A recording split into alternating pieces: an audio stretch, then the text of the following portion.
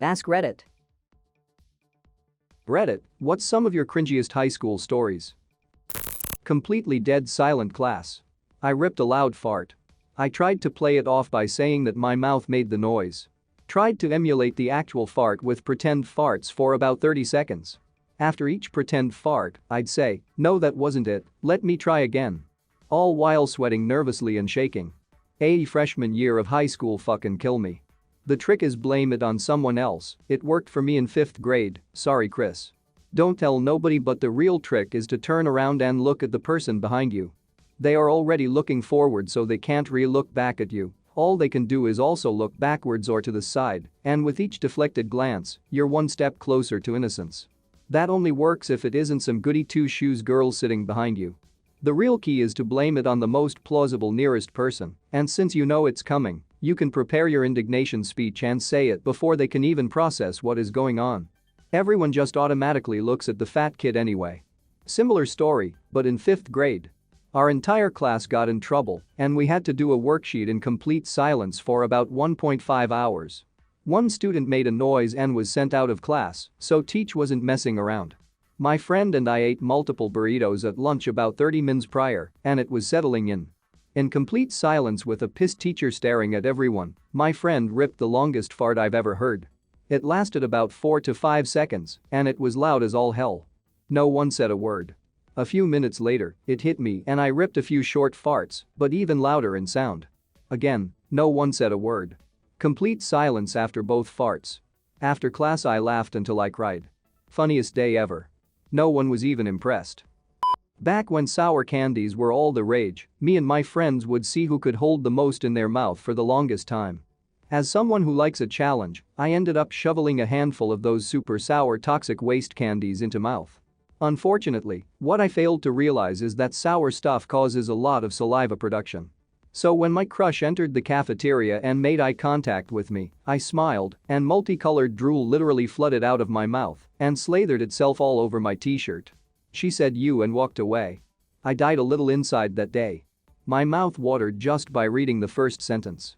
Do you feel your salivary glands prickle when you imagine tasting sour things? Damn, you just described something that I've always felt but never been able to put into words. I live in a hot tropical country. But I was fat, so I tried covering it up by wearing a XXL DC hoodie everywhere I went, even under the hot sun. People would ask me why I wore a jacket, I'd say I felt cold, even though I was sweating visibly. Everybody knew why, I know that now. That was my thing too, sweaters to hide the fat, though I knew everyone could tell how fast I was, it just made me more comfortable having the sweater as buffer. Never liked showing off my figure. But I'm in Canada, so not so bad lol. Still wore it in the summer though. I was in choir all 4 years of high school. We had a pretty shitty choir teacher, and most people only joined for the easy credit, but I joined because I wanted to sing. I had 100% enthusiasm and 0% talent. One rule our teacher repeated a lot was that we needed to be louder, and let me tell you, I took that to heart. I understand now that he was so adamant on this point not because it was the #1 rule for singing well, but because all the students who were only there for the easy credit mumbled their way through our shitty little performances. This led to all of our performances following the same pattern. 17 or so students mumbling, 3 or 4 actually good singers, and me yelling. You would think I would learn after the first few performances. You would think our teacher would tell me to quiet down. Or that any classmate who had to sit through those horrible assemblies would give me the heads up. But no. That's how I spent all 4 years in choir, never gaining any skill while I yelled every song. It only finally clicked that I wasn't good when every time I asked a friend how I was, they could only reply with, "Well, I could hear you more than anyone." The teacher probably thought it was some form of malicious compliance, but just let it ride. The most cringy thing I ever saw was my vice principal told a joke in front of the entire school during a meeting we were all forced to attend. The joke got crickets. Then boos. Think that's the end?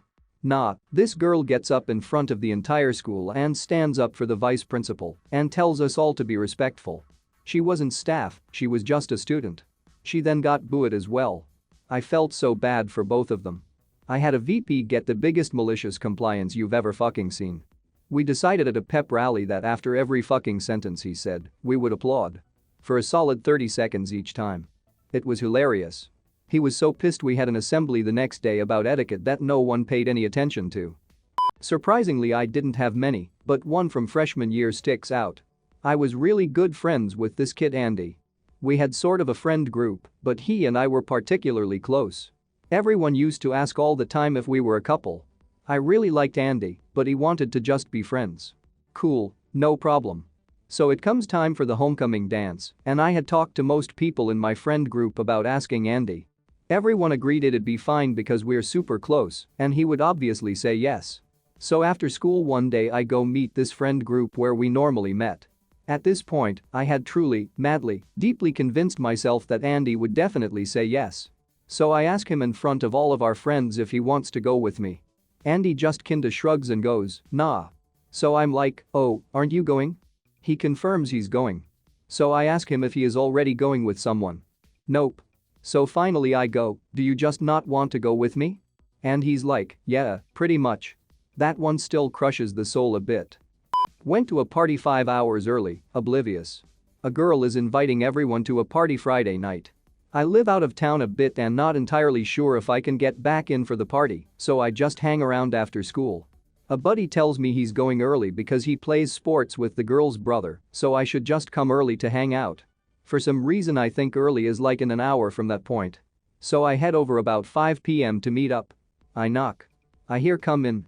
So I head in. I see the girl and her brother inside and I say buddy said he's coming early and said I should come over. They are like okay dude, come in and sit down if you really want to.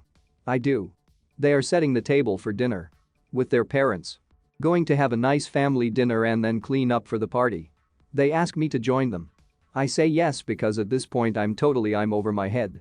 I eat with them, help with dishes, watch a little TV, soon they are all good to go, the parents head out, and the night goes forward like nothing weird happened.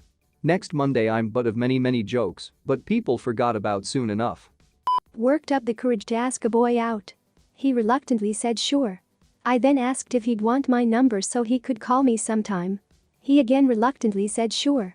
I then proceeded to painfully carve my number into the back of his hand to the point of almost drawing blood because I was too embarrassed to ask for his pen because mine wasn't working. He never called. Edit. To be clear, it was the pen I was using to inadvertently carve my number into his hand. Similar to how when you keep scribbling a pen on a piece of paper, trying to get it to work.